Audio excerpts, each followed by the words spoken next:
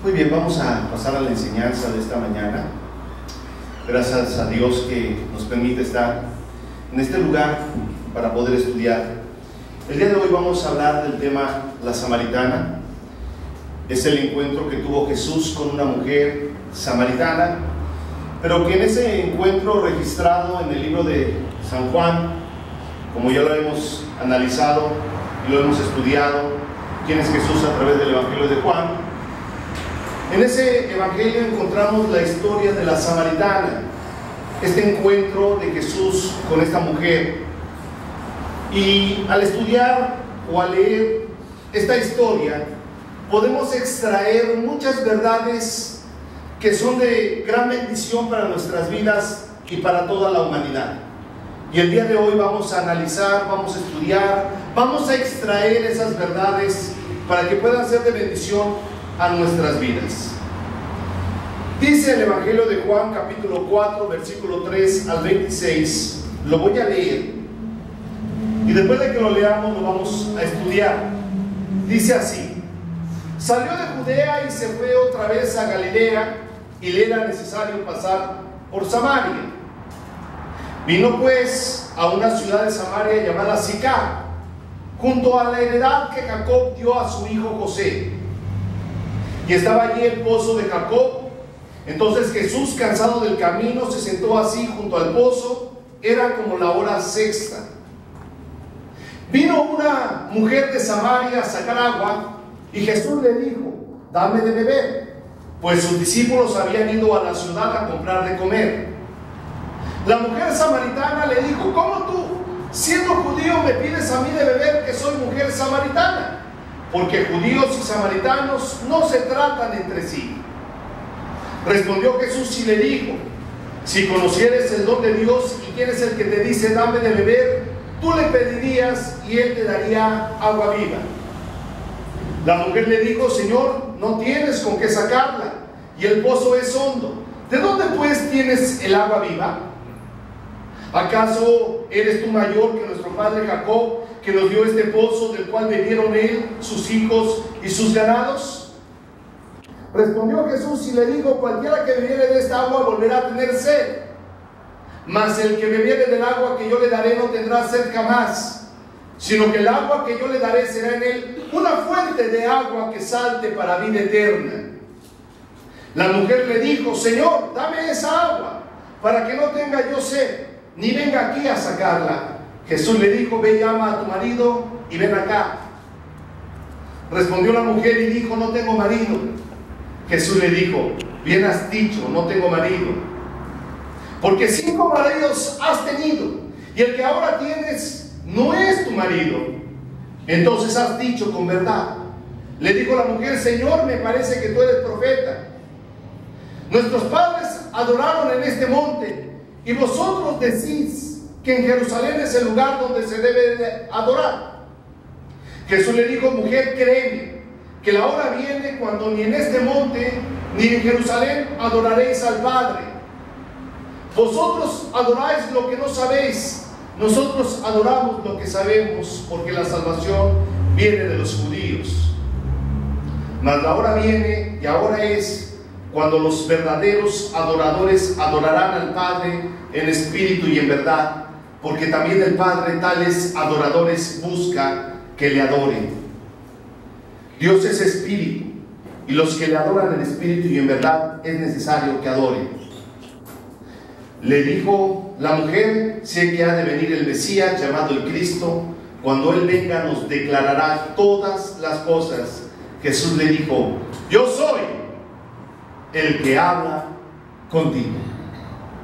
Hagamos una oración. Padre, te damos gracias en esta mañana porque nos permite estar juntos, nos permite reunirnos. Te pido, Padre, que esta palabra, esta historia que encontramos en el Evangelio de San Juan pueda ser de gran bendición a nuestras vidas y a todos los que escuchen esta enseñanza. Gracias en el nombre de Jesús. Amén. Versículo 4 dice que Jesús tenía que pasar por Samaria. Él predicaba el Evangelio y andaba predicando la palabra de Dios de un lugar a otro. Y le era necesario, dice aquí la Escritura, pasar por Samaria. Yo quisiera que pusiéramos el mapa para que podamos tener una claridad mayor acerca de qué era lo que estaba pasando en ese momento y por qué tenían que pasar por Samaria. Jesús había estado predicando en toda esa área que vemos en la parte de abajo, que es Judea. Había estado en Jerusalén, Jericó y toda esa zona. Iba a pasar él a Galilea, que es en la parte de arriba, y para poder lograr o llegar a ese lugar tenía que pasar por Samaria. En este mapa que nosotros estamos viendo en este lugar, pues es lo que se conoce en nuestros tiempos como Palestina, donde también está Israel y están todos aquellos árabes que ocupan esa zona. Ok, Samaria es aquella zona que está en el centro y que recordemos nosotros que desde los tiempos antiguos, donde Israel llegó a tomar esta tierra, pues era la tierra que Dios había prometido al pueblo de Israel, era la tierra prometida. Y recordemos también que nosotros entendemos que ese lugar fue donde Jacob estuvo predicando ahí, perdón, donde Jacob estuvo viviendo y tuvo la promesa de parte de Dios de que esa tierra se le iba a dar a sus hijos y a los hijos de sus hijos. Una tierra que iba a ser habitada por el pueblo de Israel. Ok. Una vez que Dios le dio esa promesa, sabemos también que el pueblo de Israel fue a Egipto, regresó por Abraham, ocuparon nuevamente toda esa tierra y toda esa tierra era de Israel. Lamentablemente, cuando muere Moisés, vemos que sigue las promesas sobre el pueblo de Israel y vemos más adelante que viene David y luego de David viene Salomón, pero cuando vienen los hijos de Salomón hubo un gran problema, una dificultad entre ellos y el pueblo de Israel se divide en dos: Israel del norte e Israel del sur. En Israel del norte, que viene siendo como esta franja de Samaria hacia arriba, pues ocuparon todas las tribus de Israel. Y en la parte de abajo ocupó la tribu de Judá, por eso se le conoce como Judea, porque ahí vivieron los judíos, la tribu de Judá. En Israel del norte vemos que de ahí para arriba, pues estaban las demás tribus. Pero esa tierra precisamente de Samaria para arriba es donde habitaron los samaritanos, o donde se conoció como la tierra de los samaritanos, donde estaban las demás tribus de Israel. Ok, ¿por qué doy toda esta explicación? Para que podamos entender con mayor claridad quiénes eran los samaritanos. Y ahorita lo vamos a ir analizando porque es algo muy importante. Era el encuentro de Jesús con la samaritana. Es importante entender quiénes eran los samaritanos. Samaria, pues es este territorio que precisamente estamos viendo en el mapa, que se le conoce como Palestina. La Palestina con Cisjordania, para hablar en los términos actuales. Y los samaritanos, pues, si nos vamos a la historia, es donde hubo una gran mezcla de judíos o de israelitas, para que lo podamos entender mejor, con esas tribus que quedaron en el norte. Hubo una mezcla de creencias, también hubo una mezcla de raza, porque posteriormente cuando vino una conquista a esas tierras, todos nosotros sabemos que esos israelitas que vivían en esa zona fueron llevados a otro lugar cuando vinieron los asirios a tomar esa tierra. Y una vez que los asirios llegaron a esos lugares, se llevaron a todos los israelitas y dejaron solamente una pequeña porción en Samaria. Y esa pequeña porción tuvo una relación o un acercamiento con los asirios, y de ahí viene una mezcla de razas entre los asirios y los israelitas. Ok, los samaritanos siempre han dicho que en ese periodo donde todos los israelitas fueron llevados esclavos y fueron llevados todos esa población hacia Siria, los samaritanos dijeron que ellos eran una de las tribus que no habían sido removidas de ese territorio. Por eso hasta el día de hoy que existen los samaritanos, ellos dicen que son una línea directa de los israelitas, mientras los judíos dicen ellos que aun cuando ellos fueron llevados deportados y cuando aún ellos fueron llevados esclavizados, ellos nunca se mezclaron ni con los egipcios, ni con los asirios, ni con todas esas razas de aquellos lugares. Entonces ellos permanecen como en una raza pura, los judíos. Entonces, cuando ellos regresan a ese lugar, a habitar en la actualidad o en los tiempos de Jesús, ellos ya tenían una barrera entre lo que era Israel del norte y Israel del sur. Entonces los judíos no querían a los samaritanos, porque también cuando los israelitas les fue permitido regresar ya en el periodo persa a esos lugares donde leemos en la Biblia los tiempos de Nehemías, ¿verdad? Y Sanbalat, cuando llegaron a esos lugares, Sanbalat el Eronita decidió construir un templo en lo que era Samaria, para que los samaritanos no bajaran hasta Judea a adorar donde realmente se tenía que adorar, que era el templo. Entonces era un conflicto religioso también en aquellos tiempos de Jesús. Era un conflicto religioso, pero también de razas, en los cuales entre ellos no se querían. Existe un monte, una cima, que se conoce como el monte Gerizim. En ese monte es donde ellos acostumbraban los samaritanos hasta el día de hoy a adorar a Dios, para no bajar a Judea, donde está el templo, o donde existía el templo en Jerusalén. Ok, entonces, hablando de Jesús, Jesús estaba en ese lugar y tenía que ir a predicar a Galilea, en la parte norte de Israel. Pero para llegar a ese lugar tenía que pasar por Samaria, y ahí en ese punto negro está Sicar, donde también se encontraba el pozo de Jacob. Ok, dice el versículo 4 de esta historia. Vamos al versículo 4. Dice así: y era necesario pasar por Samaria. Le era necesario pasar por Samaria. Vino pues a una ciudad de Samaria llamada Sicar, que es la que vimos en el mapa, junto al heredad que Jacob dio a su hijo José, y estaba allí el pozo de Jacob. Entonces Jesús, cansado del camino, se sentó así junto al pozo. Era como la hora sexta. ¿Qué significa esto? Que mientras Jesús iba a Galilea a predicar el evangelio, él pasa por Samaria y pasa por esa ciudad de Sicar, donde se encontraba el pozo. Y ponemos el pozo, que hasta el día de hoy existe en ese lugar. Pongamos la imagen. Aquí está el pozo, que claro, el día de hoy es ocupado por una iglesia ortodoxa, y en esa iglesia ortodoxa tienen apoderado el pozo de Jacob. Se conoce el pozo de Jacob, y en ese pozo, que existe y es real, y hasta el día de hoy existe, van samaritanos a uno de esos lugares, o la gente religiosa como los ortodoxos, y toman esa agua como un agua de bendición. Y ellos se echan el agua en sus cabezas para ser bendecidos por esa agua. Desde aquellos entonces los samaritanos han tenido el pozo de Jacob como un pozo de bendición para sus vidas. Ella misma lo dice, que en ese pozo era un pozo que Jacob se lo había dado a su hijo José, ¿verdad? Y además los pozos siempre son lugares de mucha bendición. El agua es bendición. No se puede vivir en un lugar si no hay agua.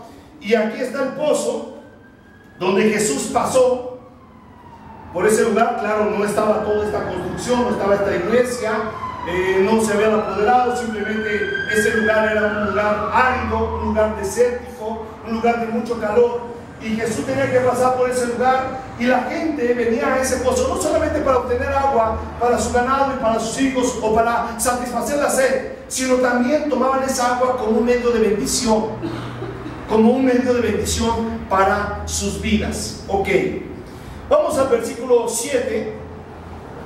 Dice que vino una mujer samaritana a sacar agua, y Jesús le dijo: dame de beber. Pues sus discípulos habían ido a la ciudad a comprar de comer. ¿Qué vemos nosotros en estos dos versículos? Vemos primeramente que Jesús tenía sed y tenía hambre. Jesús venía cansado porque había predicado la palabra de Dios en toda esa zona de Judea, y se encaminaba a predicar a otro lugar, pero pasando por Samaria, en esos lugares tan áridos, tan desérticos, tan calientes, Jesús estaba sediento y estaba cansado. Literalmente, físicamente, en su condición humana, Jesús estaba cansado. Tenía hambre y tenía sed. Jesús estaba sediento. Cuando Jesús le dijo a esta mujer, dame de beber, era con una razón. Tengo sed física. El calor, el agotamiento. Seguramente Jesús estaba sentado ahí a la orilla de ese pozo, esperando que alguien viniera a sacar agua de ese pozo. En su condición humana, Jesús tenía sed. Y cuando le dijo a la mujer samaritana, dame agua, dame de beber, es porque físicamente él estaba deshidratado, tenía sed, tenía hambre. Los discípulos, dice aquí la escritura, que fueron a buscar qué comer. Seguramente fueron a esos lugares a buscar qué comprar, o qué comer, o qué llevarle a Jesús para que comiera. Versículo 9. La mujer samaritana le dijo, ¿cómo tú, siendo judío, me pides a mí de beber, que soy mujer samaritana? Porque judíos y samaritanos no se tratan entre sí. Viene nuevamente el conflicto religioso. La mujer samaritana no puede tener una conversación con Jesús. Le dice, ¿cómo yo siendo samaritana? Le dice, ¿cómo yo siendo samaritana voy a tener esa conversación contigo que eres judío? Porque judíos y samaritanos no se tratan entre sí. No se tratan entre sí. ¿Qué significa esto? Que había un conflicto en la mente de la mujer samaritana. Y era un conflicto religioso. Un conflicto religioso. La mujer estaba influenciada por ese conflicto. No era un conflicto personal. La samaritana no tenía ningún conflicto personal con Jesús. Era un conflicto de raza, era un conflicto religioso, era un conflicto de decir, entre ustedes y nosotros no nos llevamos, no hay una relación. Pero quiero decirte que algo muy importante: Jesús no hace excepción de personas. A Jesús no le importó que la mujer era samaritana. Así como a Jesús no le importa cuando una mujer dice soy católica, eso no le importa a Jesús. Cuando a Jesús no le importa cuando una mujer dice soy evangélica, o soy de tal religión o de tal denominación. Jesús no hace excepción de personas. Jesús no hace excepción de personas cuando una persona es rica o cuando es pobre. No hace excepción de personas. Jesús no hace acepción de personas cuando una mujer se viste de una manera o se viste de otra manera. Jesús no hace acepción de personas. Jesús no hace acepción de personas. Jesús no hace acepción de personas según lo que hayan estudiado o la preparación que tenga una persona, o el trabajo que tenga o que no tenga una persona. Jesús no hace acepción de personas. La samaritana decía, soy samaritana. No nos tratamos entre nosotros, porque sí hacían entre los judíos y los samaritanos, sí hacían una acepción de personas. Eres judío, eres parte de mi pueblo. Eres samaritano, y decía un samaritano, eres parte de mi pueblo. Pero entre judíos y samaritanos no podían tener esa relación. Había una barrera religiosa. Sí había una acepción de personas. La samaritana tenía ese conflicto. Le dice, ¿cómo te voy a dar yo agua si entre tú y yo no podemos tener una relación? Si entre judíos y samaritanos no nos llevamos entre sí. Es el conflicto religioso que en nuestros tiempos podemos ver en la actualidad entre unos con otros. Es el conflicto religioso que tú puedes ver por la diferencia de religión. Es que soy católico, o soy mormón, o soy testigo de Jehová, o soy evangélico, o en sus diferentes denominaciones. No hay una buena relación. Hay un conflicto religioso. No se llevan entre sí. No se llevan entre sí. Ese era el conflicto que había entre la samaritana.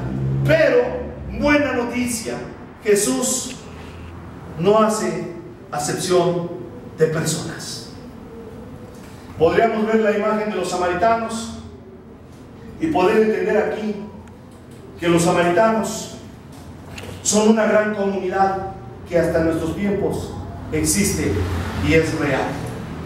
Si tú vas a esos lugares, tú vas a encontrar este tipo de población, este tipo de personas, samaritanos, que tiene por autoridad los primeros 5 libros de la Biblia, como su autoridad, que se le conoce también como el Pentateuco, y para ellos son la palabra de Dios.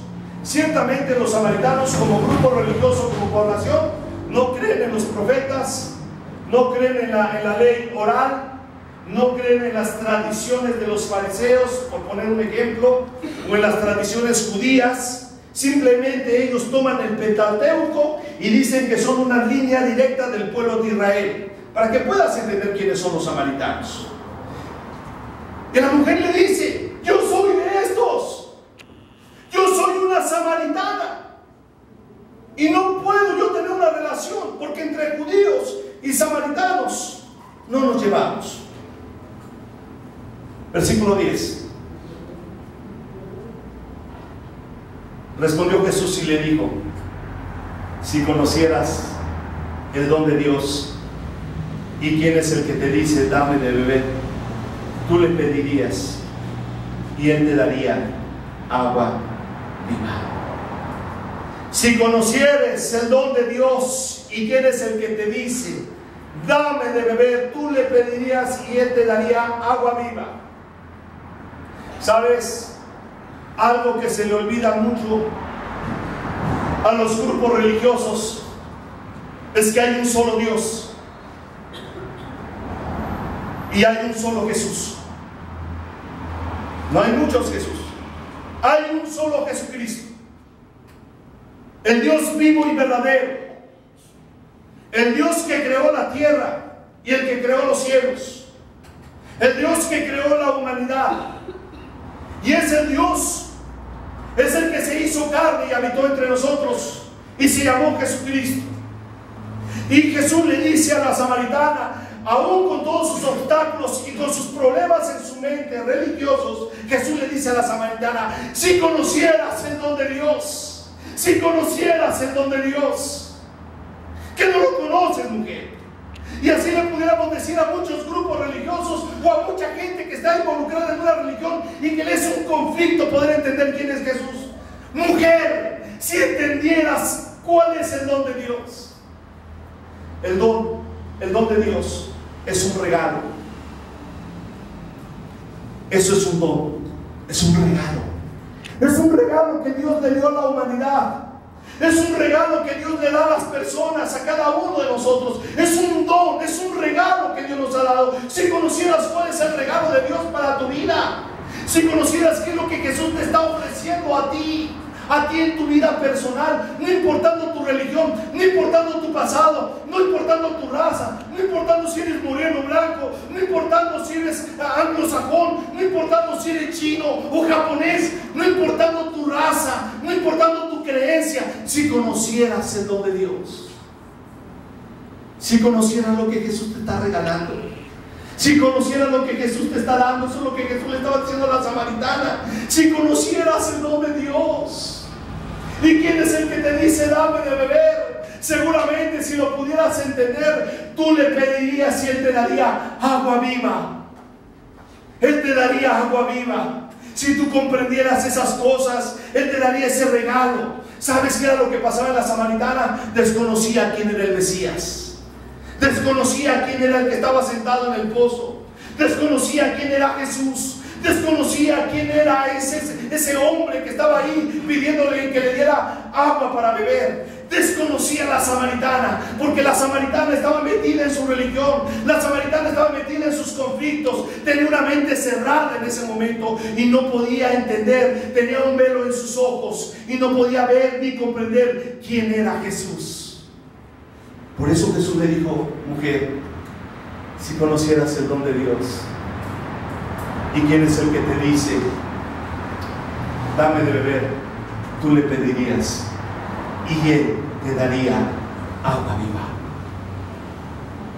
Agua viva. Esa agua que produce vida. Esa agua que sacia el alma sedienta de las personas. Esa agua que Jesús está ofreciendo. La mujer le dice en el versículo 11, la mujer le dijo: Señor, no tienes con qué sacarla y el pozo es hondo. seguía sin entender quién era Jesús. Seguía sin entender el don de Dios. Señor, no tienes con qué sacarla.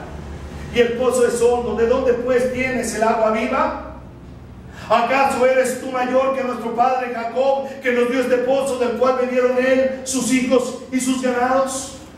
Fíjate nuevamente esta mujer con una resistencia al Evangelio, con una resistencia a conocer quién es Jesús, con una resistencia para recibir el don de Dios, a pesar de que Jesús le estaba ya revelando en cierta manera, si conocieras el don de Dios y quién es el que está pidiendo de ti agua. Si conocieras esto, había esa resistencia. ¿Acaso tú eres mayor?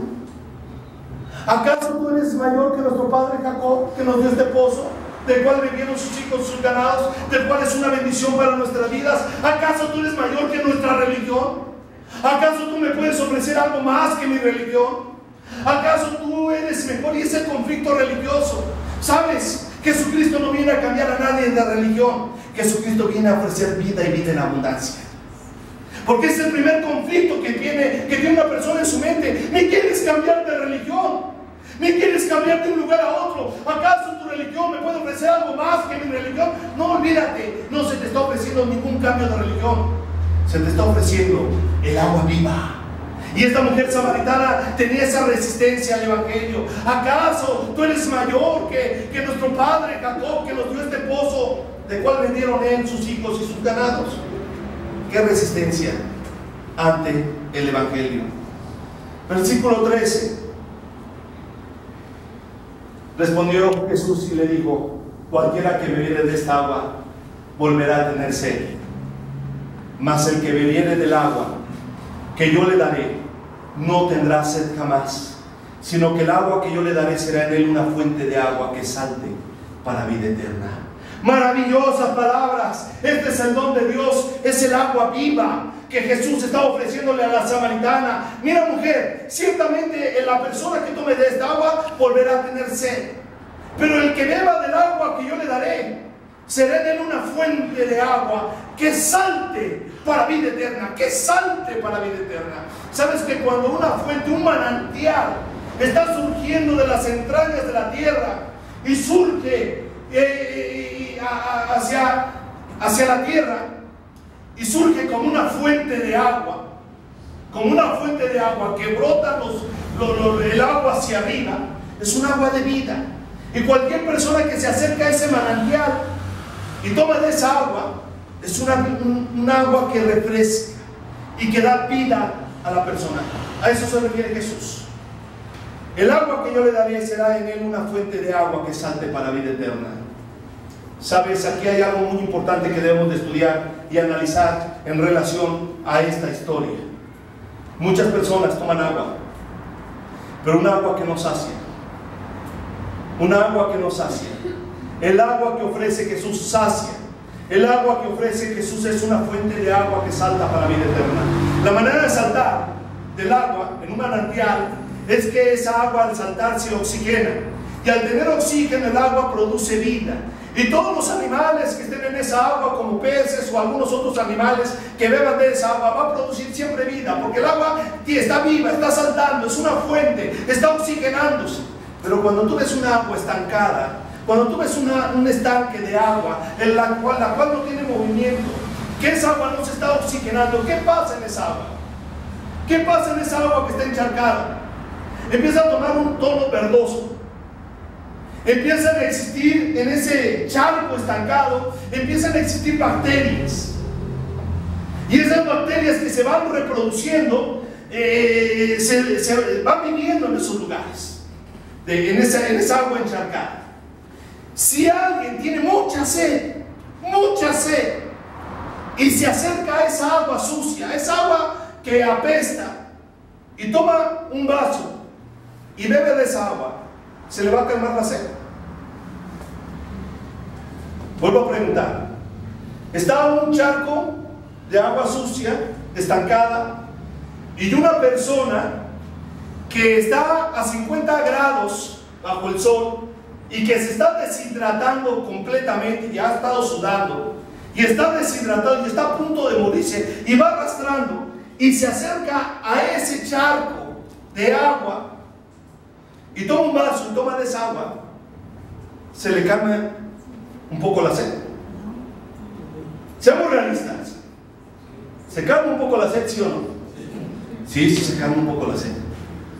Porque aunque esté encharcada esa agua, y aunque hay bacterias en esa agua, el hecho de tomarse esa agua calma la sed. Dice, ya, tomé algo de agua. Sí calma la sed. Pero ¿qué va a pasar con esa agua? Porque en el cuerpo de la persona, en su cuerpo, ¿qué va a pasar con esa agua? Le va a hacer daño. Porque hay bacterias. Porque es un agua que no sirve.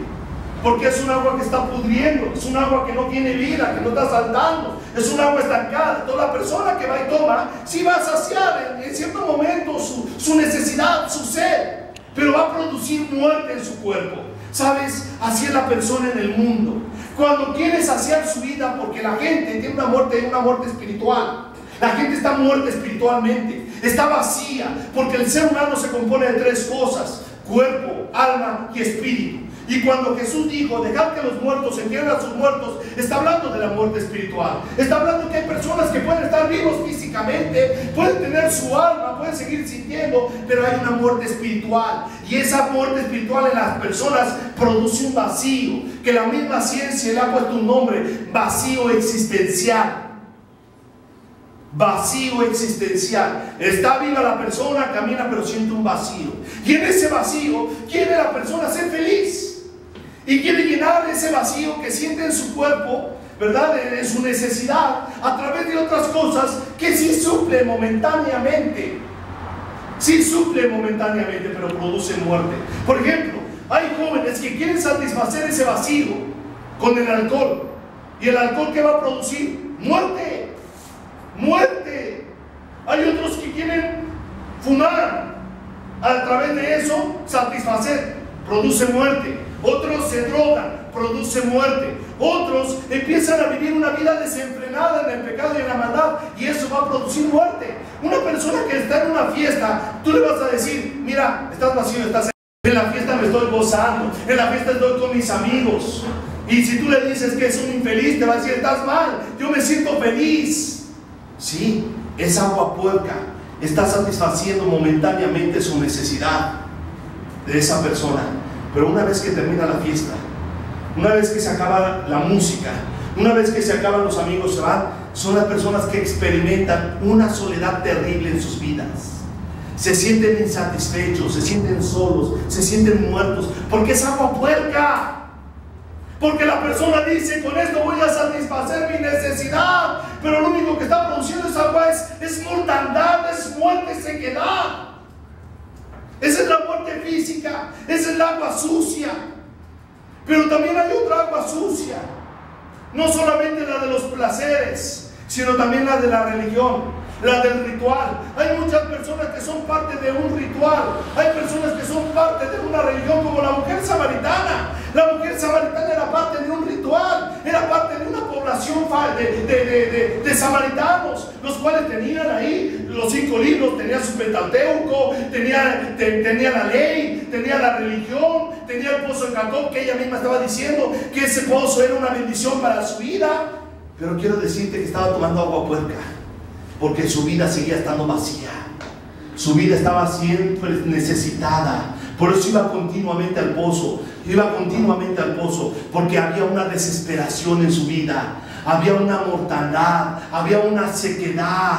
El ritual no la estaba llenando. Y así hay mucha gente que puede estar en una religión, y tú los puedes ver que hacen cambios extremos en su persona. Usan la falda larga hasta los tobillos, se dejan de maquillar, usan su cabello largo, usan velo, cumplen todo un ritual, pero siguen amargados, siguen frustrados, siguen vacíos, siguen secos. ¿Qué produce eso? Agua estancada, agua muerta, agua sucia, que no satisface el alma de las personas. En cambio, el agua que te ofrece Jesús es agua de vida. Es agua que dice aquí que salta, una fuente de agua que salta. Y como lo dice aquí mismo en el capítulo 7, versículo 38, dice: el que cree en mí, como dice la escritura, de su interior correrán ríos de agua viva. De su interior correrán ríos de agua viva. ¿Qué significa esto? que cuando una persona tiene a Cristo, desde lo más profundo de su ser, hay vida. Esa es la gran diferencia entre un cristiano y un religioso. Desde lo más profundo de su ser, hay vida. Hay vida. Y su vida no depende del ritual. Su vida no depende de la religión. Su vida no depende de un líder religioso. Su vida depende directamente de Cristo. Porque Cristo es el manantial de vida. Él es el agua que viene desde el interior y que empieza a brotar. Y si tú sigues leyendo el capítulo 7, versículo 38 en adelante, te das cuenta que está hablando del Espíritu Santo. Y cuando te vas a Gálatas 5:22, el fruto del Espíritu Santo es ¿qué? Amor, gozo, paz, benignidad, templanza, dominio propio, mansedumbre. Los frutos del Espíritu Santo en abundancia, brotando desde el interior de tu vida. Siendo un cristiano que tiene a Cristo en su corazón, empiezan esos manantiales a brotar y a ser una bendición para tus hijos, una bendición para tu esposa, una bendición para el esposo, una bendición para los tíos, una bendición para los vecinos, una bendición para la gente que te rodea, porque hay manantiales, hay agua viva en tu cuerpo. Eso solamente lo produce Jesús. Sigamos leyendo. En el capítulo 4, versículo 15, la mujer le dijo: Señor, si es así, dame esa agua. Dame esa agua para que no tengas yo sed, ni venga aquí a sacarla. ¿Sabes? Esa es la respuesta de mucha gente que se ha sentido vacía. Es bueno y sería bueno que tú te dieras ese tipo de respuestas cuando entiendes lo que Jesús está ofreciendo. Señor Jesús, ya no quiero más los placeres ni el ritual. Yo quiero esa agua que tú das. Ya no quiero esa agua puerca que me ha estado haciendo daño durante años. Quiero el agua viva. Quiero el agua que tú estás ofreciendo. Dame esa agua para que yo ya no tenga sed, ni venga aquí a sacarla, para que ya no dependa del ritual, para que ya no dependa de la religión, para que ya no dependa de los placeres de este mundo, sino para depender de ti directamente. Pero sabes, el agua que Jesús ofrece no te la da nada más así. Tiene que ir Jesús a tu corazón. Tiene que ir Jesús a tu vida. Y tiene que abrir lo que hay en ti. Tiene que descubrir lo que hay en tu corazón. ¿Qué es lo que hay en tu corazón? Jesús lo sabe. Pero a veces tú lo ignoras o lo quieres ignorar. Pero Jesús, sabiendo lo que hay en tu corazón, muchas veces trata con tu vida. Y muchas veces en verdad se mete en tu vida y descubre lo que hay en tu corazón. Así como se metió en la vida de esta mujer samaritana. Y le dice Jesús: mira, ok, ¿quieres el agua viva? Ve, llama a tu marido y ven acá. Ve, llama a tu marido. ¿Y qué responde la mujer? Respondió la mujer y dijo: no tengo marido. Y entonces la descubre Jesús y le dice: bien has dicho, no tengo marido. Bien has dicho, no tengo marido, porque 5 maridos has tenido. Y el que ahora tienes no es tu marido. Esto has dicho con verdad, mujer samaritana. Lo has dicho con verdad. Tú dijiste: no tengo marido. Has dicho una gran verdad. No tienes marido, has tenido 5 maridos. Descubre el pecado. La mujer quería la bendición y quería cambios en su vida. Ok, Jesús trata contigo y te descubre el pecado, pero no te lo descubre para solamente señalarte. No te descubre tu pecado para decirte: mujer, no, la verdad es que no sirves para esto. No, descubre tu pecado para hacerte libre. Porque lo que Jesús quiere es hacerte libre. Libre del pecado. Por eso Jesús trata contigo y a veces saca a la luz tu pecado, pero no para hacerte daño. Lo hace porque Él te quiere hacer libre. Porque te quiere hacer libre del rencor, te quiere hacer libre de la amargura, te quiere hacer libre del pecado que está dañando tu corazón. Por eso Jesús, siendo Él ojos de llama de fuego, penetra hasta tu vida y saca los pecados que hay ocultos, los saca a la luz, pero para hacerte libre. Así trató Jesús con la samaritana. Mujer, llama a tu marido. Y la mujer ahí se sintió reprendida: Señor, no tengo marido. Bien has dicho, mujer, no tengo marido. 5 maridos. Ese era el agua puerca que ella estaba bebiendo. No solamente tenía una vida de religión y de ritual, sino que esta mujer buscaba satisfacer su vacío, su necesidad con un esposo. Seguramente ella pensó: el día que yo me case voy a ser feliz. El día que yo tenga un esposo voy a ser feliz, porque él me va a llenar de cariños, me va a llenar de regalos, él me va a llenar de amor, él me va a llenar de todo. Y dice: cuando tenga ese marido me va a llenar en todo. Se casó una vez y dijo: parece que me equivoqué, este marido no salió tan bueno, me trata mal, ¿verdad? Ya no me da tanto regalo, ya me trata como una sirvienta. Y se divorcia. Ay, ahora conocí a ese güerito de ojos verdes.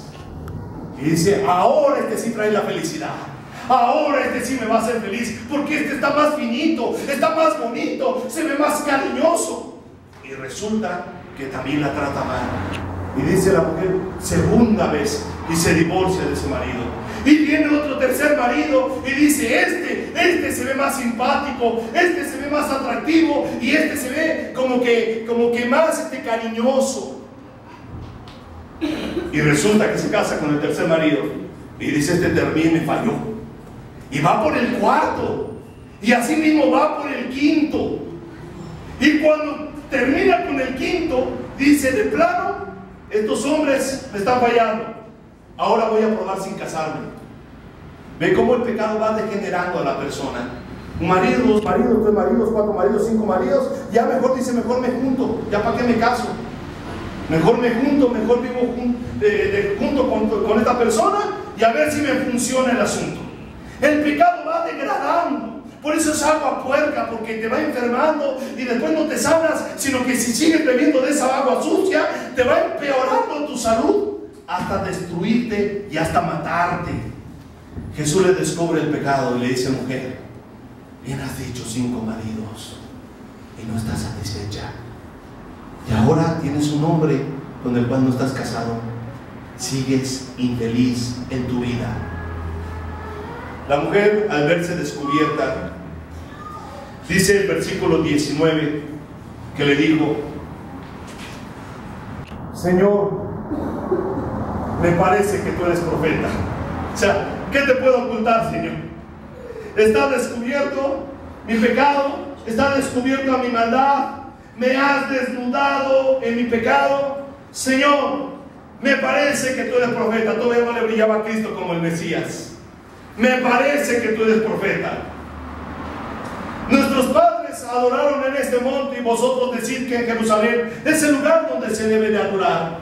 Nuevamente, con sus luchas y con sus conflictos religiosos, a pesar de que ya estaba cerca de la salvación, a pesar de que ya le estaba brillando de alguna manera a Cristo, no en su totalidad, porque todavía lo tenía como profeta, ella seguía en esa lucha religiosa. Señor, me parece que tú eres profeta.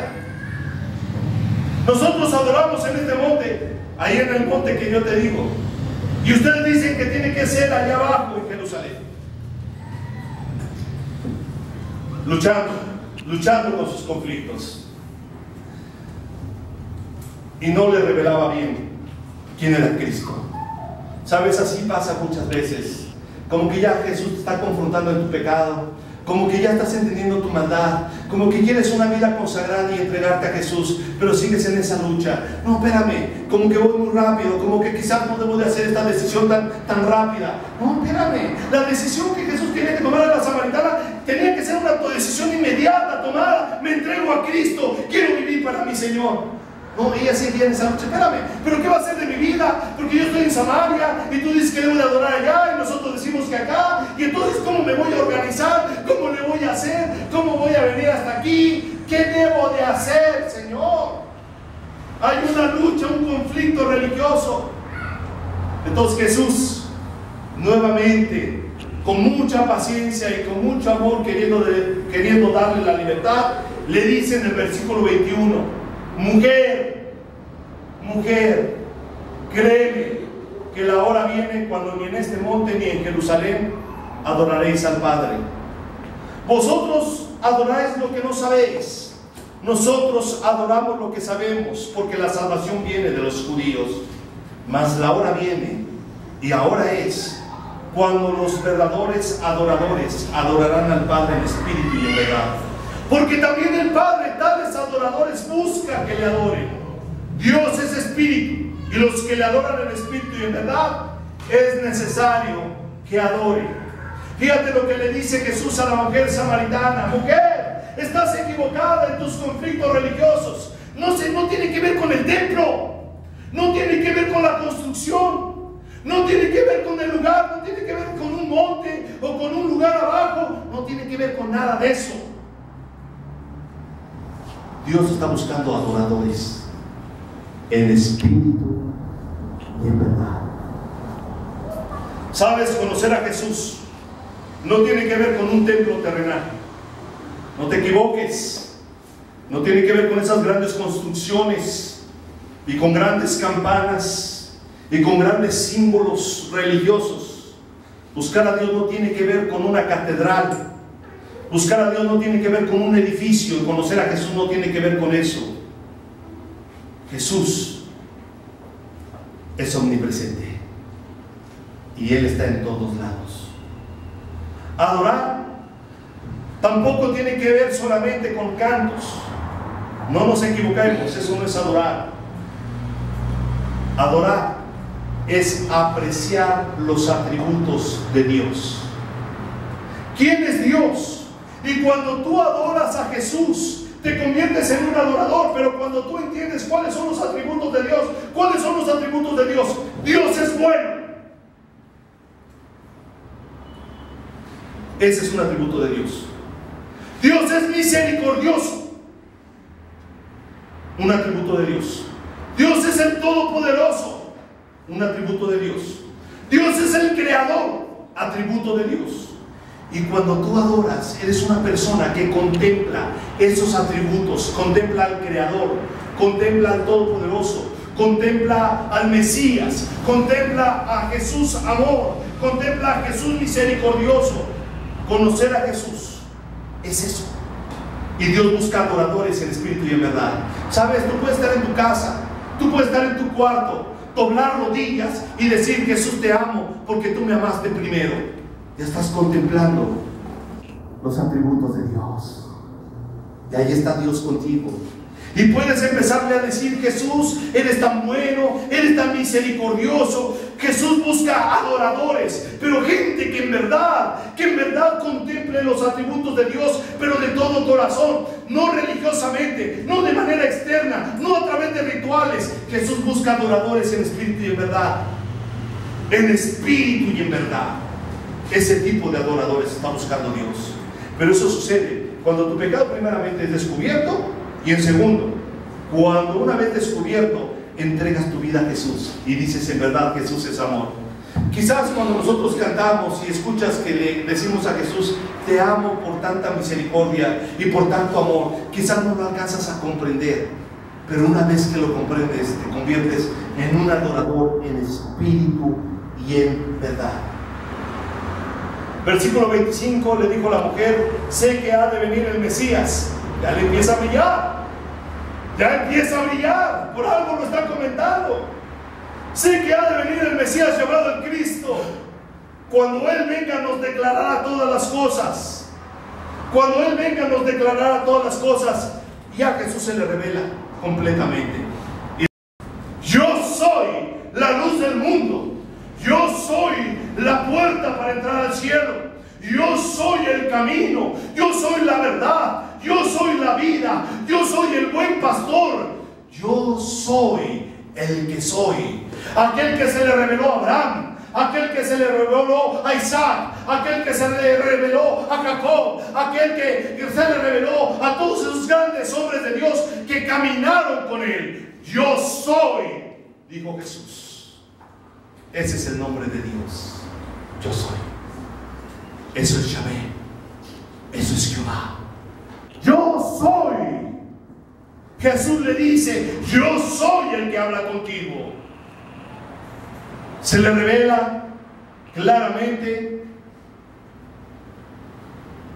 Y esta mujer se convierte a Jesús. Se convierte a Jesús. ¿Sabes? Si así se te revelara Cristo a ti en tu vida, tú te entregarías a Él completamente. no habría ningún impedimento. Señor, aquí está mi vida, quiero ser un adorador y quiero contemplarte. ¿Qué pasó cuando esta mujer se convirtió? Sigamos leyendo.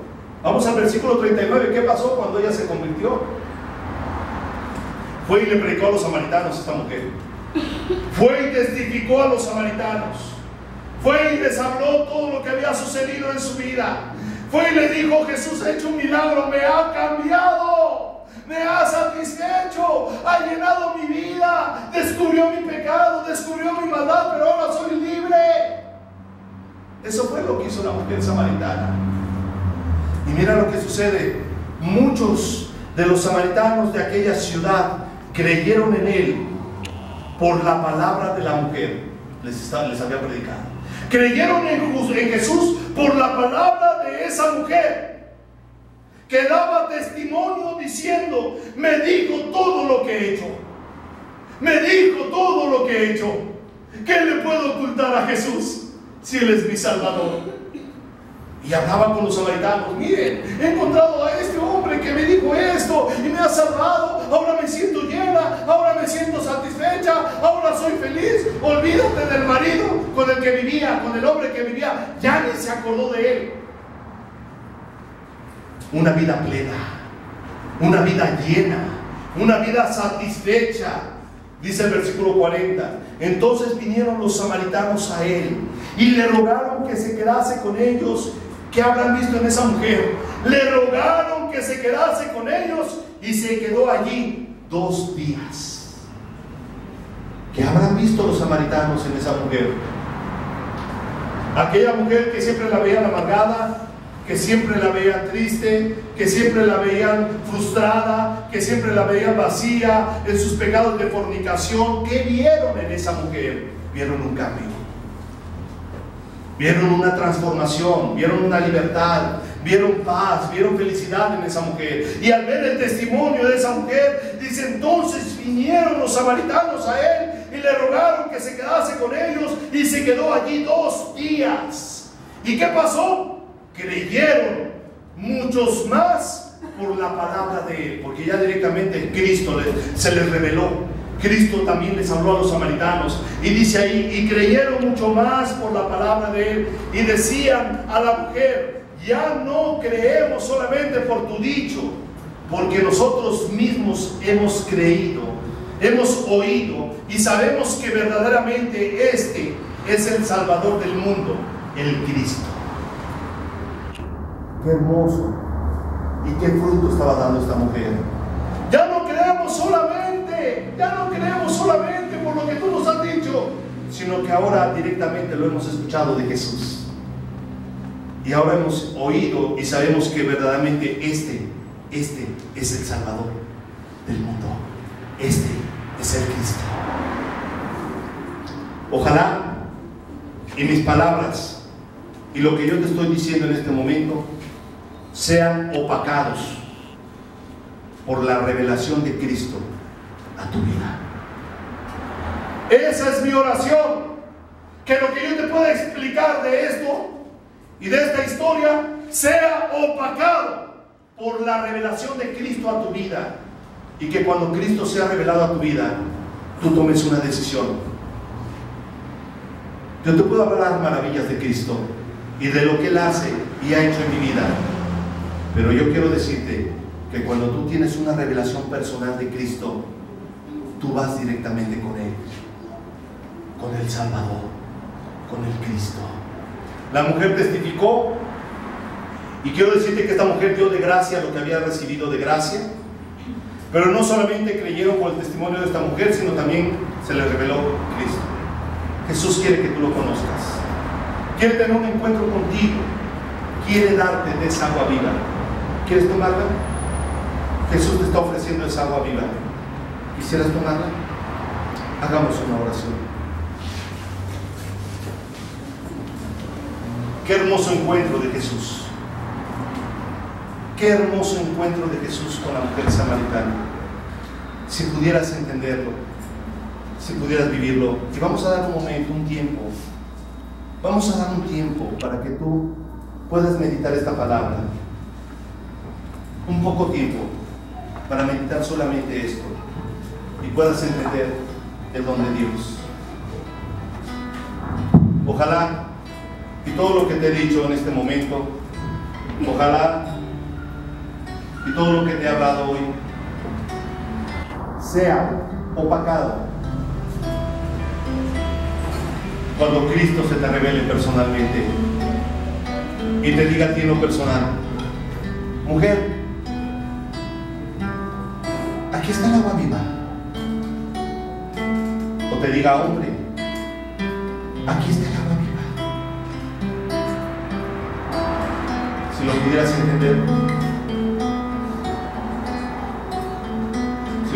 entender, Él es el que se revela, Él es el que te quiere bendecir.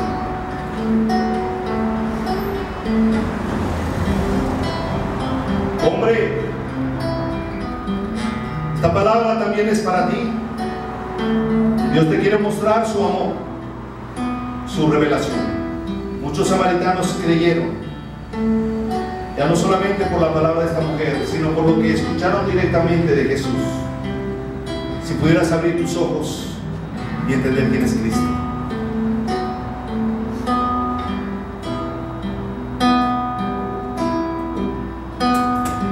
Era un día azul y alegre,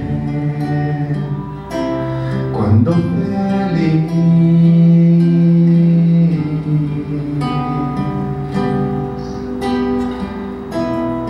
con un cabo, un cántaro y un balde saliste a buscar el agua viva.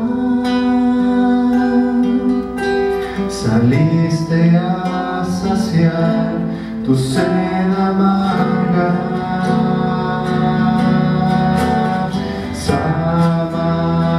Samaritana, samaritana,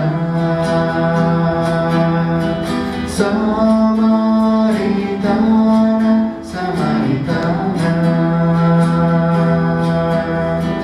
samaritana,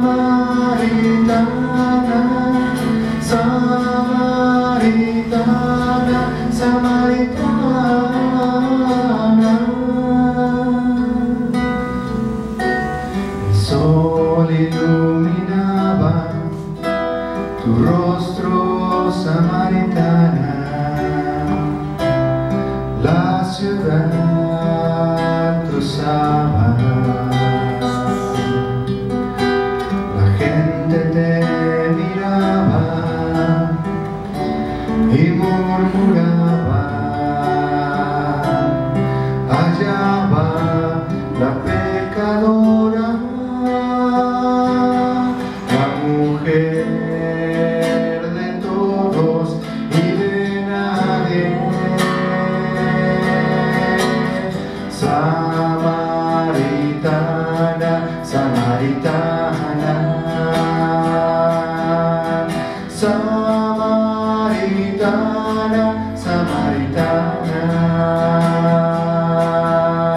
samaritana, samaritana, samaritana, samaritana.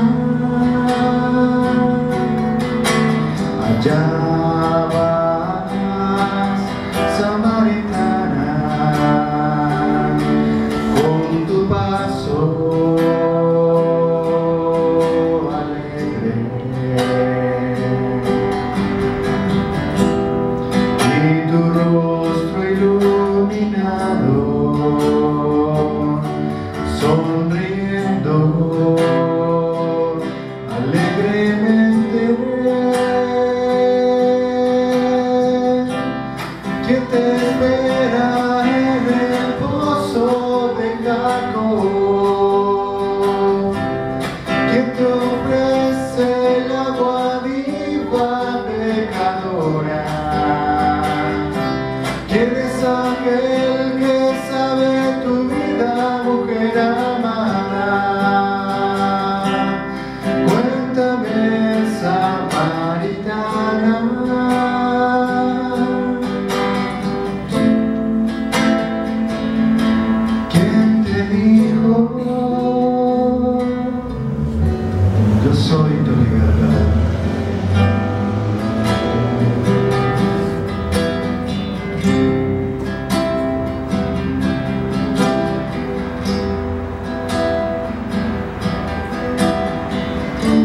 Padre, te damos muchas gracias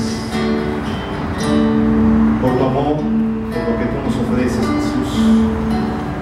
Gracias, Padre, porque tú nos hablas. Tú conoces los corazones, tú conoces nuestras vidas.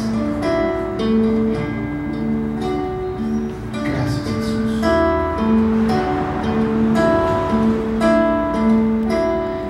Él es la fuente de agua viva,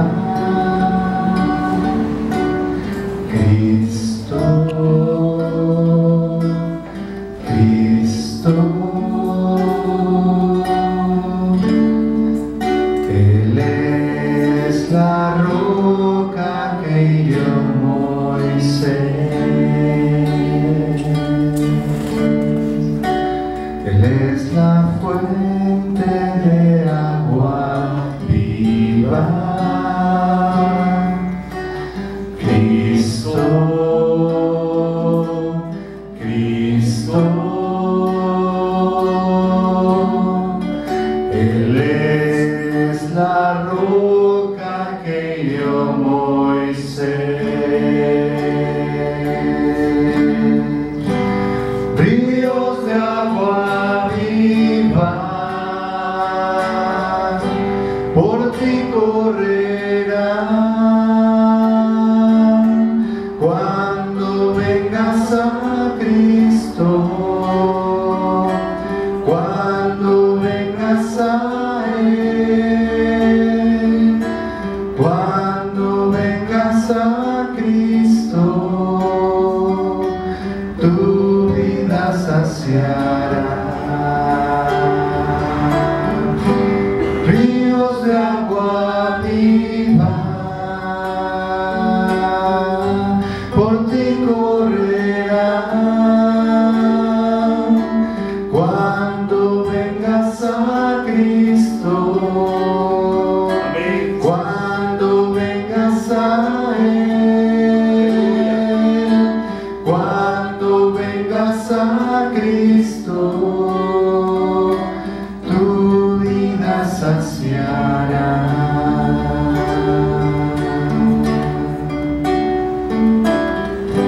Ríos de agua viva por ti correrán cuando vengas a Cristo, cuando vengas a Él, cuando vengas a Cristo, tu vida saciará.